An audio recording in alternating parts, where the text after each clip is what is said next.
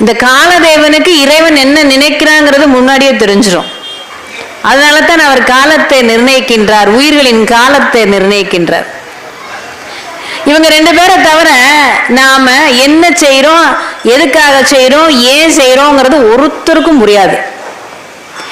ஆக இந்த அமைச்சருக்கும் திருப்பெருந்துறைக்கு செல்வது எதற்காக, ஏன் என்பது ஒரு சின்ன காரணத்துக்கு தான், குதிரைக்காக.